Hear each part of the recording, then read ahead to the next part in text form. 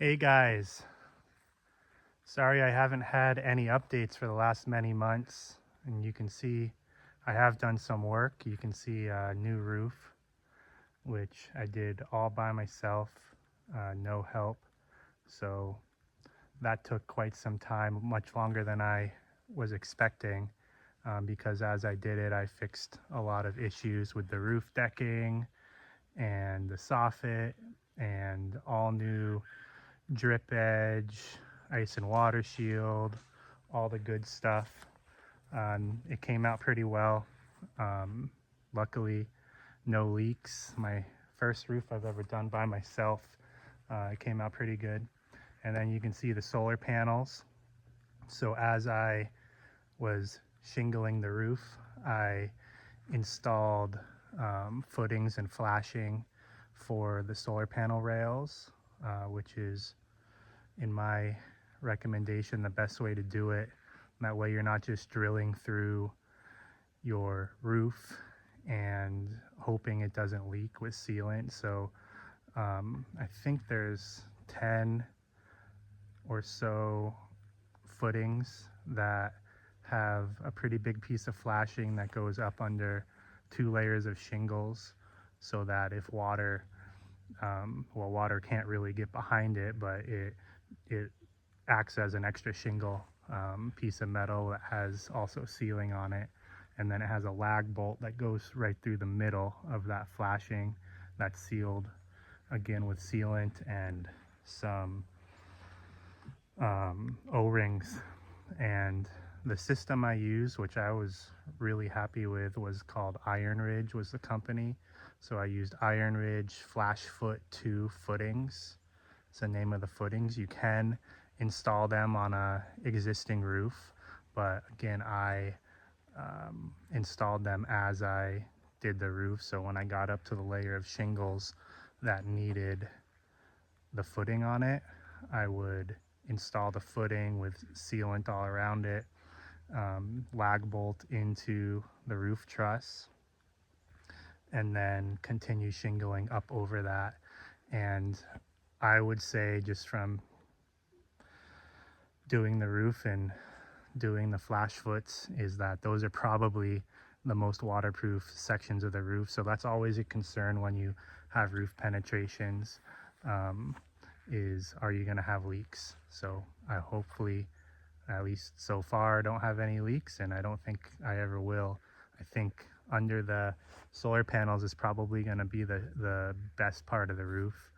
And the other thing about the solar panels, as you can see, is they're shading the roof and protecting those shingles under there. So water can still get under there, but the solar panels actually do a lot of protection there.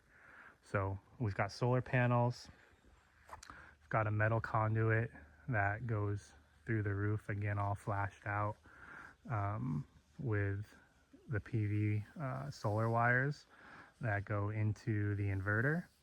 And then inverter is feeding the rest of the house. And of course there's no wiring in there now, but I have one outlet installed and I can use everything. So I have a 6,000, I think a continuous 6,000 watt inverter that seems to be working really well. I can do another walkthrough on all of those components, but that's kind of where I am now. I was lucky enough to borrow this staging pump jacks from a contractor friend, and I don't know how I would have done the roof without that staging. This is a 12-12 roof, so you cannot stand on it. I think some people can manage to stand on an 8-12 roof, but this is just impossible. So you need roof jacks, and you need pump jacks or something. And really, the pump jacks were good for starting the ice and water shield. You just can't roll that out from a ladder. That stuff's really hard to work with. And get the first couple layers. I think I did 5 rows of shingles before I did a roof jack with a plank, and there's still one there where I'm gonna do some metal flashing at the base of the cupola there. So that'll be a project coming up, but it's watertight. There's at the base of that cupola is actually behind the siding is aluminum flashing, and then I ran ice and water shield over that onto the decking, and then over top of that I'll do an aluminum flashing over that, kind of a dark colored aluminum black flashing that's bent to go over that, and then eventually I'll do re-side the cupola and that'll go over that flashing, so it'd be watertight forever, hopefully. What else? So my next project is I'm going to run some wires inside in the joist cavities, because next Friday I have a spray foam company coming out to do an assessment, and at the very least, bare minimum, really I can't get around it, so no matter what the price is, I'm gonna insulate the bottom underneath the cabin here, the crawl space kind of, with closed-celled foam insulation that will act as a water and vapor barrier, so it'll keep any moisture from seeping up from underneath the cabin. It'll seal the gaps. There's gaps in the floor, just from the pine flooring, and I'll also get spray foam in the roof area. So up here on the inside and in the kind of cathedral ceiling, and that'll actually also act as a water and vapor barrier, well, really vapor barrier, so that I don't have to have any special roof vents or anything like that, and make that conditioned space. So depending on the price, I'm also going to see if I can afford to do inside the walls, so it's 2x6 walls in here, and I'll see how much extra it is to get everything spray foamed. And if I can't afford it, I'm just going to use Roxol mineral wool, I think, rock wool insulation, because that's pretty impervious to moisture issues, but also mice don't like to eat it. I did continue to have some rodent issues just because they can pretty much crawl right in from underneath. I trapped as many as I could, gave them plenty of time to leave, and I think they're gone now. So now it's coming into fall is when they start moving back in, so hopefully I can have everything buttoned up by then.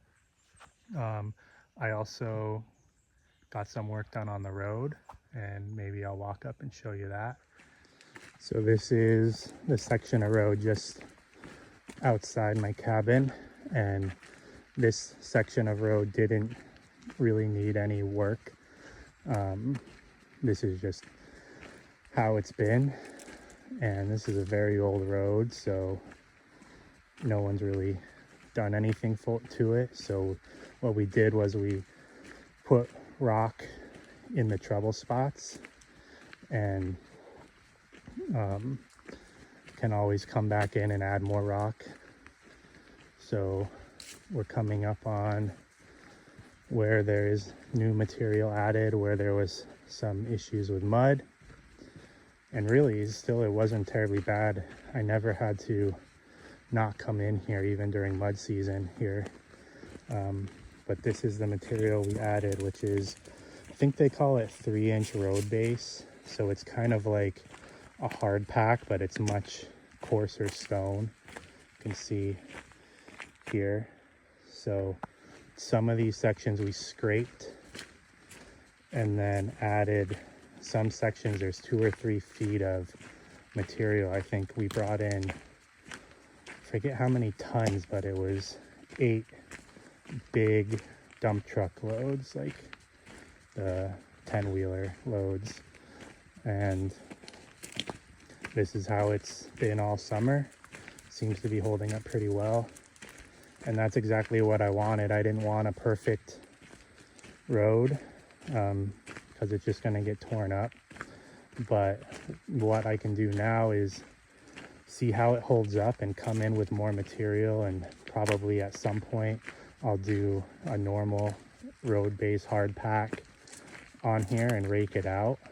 And we're coming up here where Bandit is pretty much the worst section of the road, where water would come off of this hillside and kind of collect in the road and then need to go off this side. We didn't put any culverts or anything in, but you can see, even with, we've had rain and flooding around here, this area, and this has held up really well. So I think it's gonna be exactly what I needed, and I can get construction trucks in here. So like when the insulation company comes, they'll come in like a box truck, and I don't think they'll have any issues. Whereas before, they probably could have gone through, but they would have had issues with some areas where it was a little muddy and maybe they could get stuck. So that's the road update. I'm really happy with it. Friend helped me with it.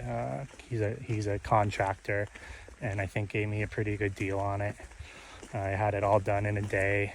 He brought his equipment in, and we just, while I was working on the roof, pretty much he was spreading this out, and they were just running laps back and forth to the gravel pit. So we'll see how it holds up over the winter and into spring. Certainly be much better than it was last year. So that's the road.